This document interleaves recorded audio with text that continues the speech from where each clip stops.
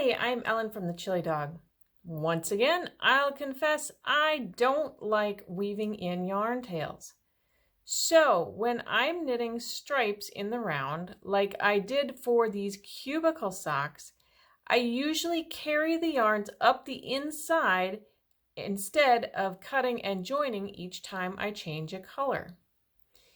Even though it creates a slight ridge on the inside, I think it's neater and easier to twist the yarns around each other than weave in dozens of yarn tails for a smaller project like this.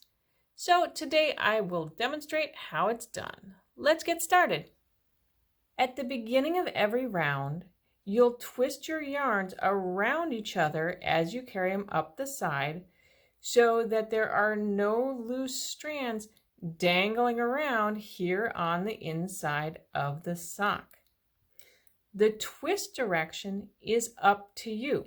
So if I'm holding my yarn, imagine you're looking straight down the yarn strands towards your knitting. You can either twist clockwise or you can twist counterclockwise. Either way will work. Just be consistent and twist the same direction throughout the entire project. Twisting clockwise feels more natural to me as I knit, so that's what I'll be demonstrating. I'm about to begin the second round of my dark purple stripe, but before I do, it's time to give the yarns a half twist around each other to carry them. So again, I tend to prefer to twist clockwise. I have my yarn that I'm going to be knitting with in one hand and the yarns that are being carried in the other hand. And they twist half a rotation clockwise. And really what's happening here is my yarn that I'm going to be continuing knitting with is really just wrapped right above the yarns that are being carried. So in this case, even though they're being twisted around each other, I really don't have to do anything terribly special as I continue knitting. So the yarns have twisted counterclockwise around each other, and I'll continue knitting my next round of my sock.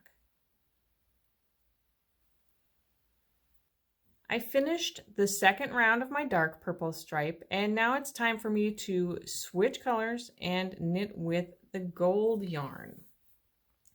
Before I do that, I need to give my yarns a half twist clockwise again. But you'll notice as you're knitting, the yarns that are being carried are naturally going to twist around each other as you're rotating your work to knit in the round. It's easiest to take care of this problem now at the color change instead of waiting until things get very tangled up later. So I'm just going to untwist those. And I have the yarn that I'm going to work with next in one hand, and the two yarns that I'm carrying are going to be in the other hand. And then I need to twist them around each other a half a rotation.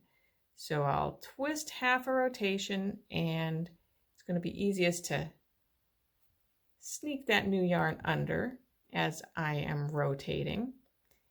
And once I've made my half rotation, I can continue knitting, and now I have this new color. And notice I have not tugged anything super tight as I'm making that twist. You don't want to pull on these two carried yarns, or it's going to tighten things up here on the inside and draw in your stitches, and you don't want that to happen. So you can just let those yarns that you're carrying just kind of hang naturally, no need to pull too tightly, and then continue knitting in the round.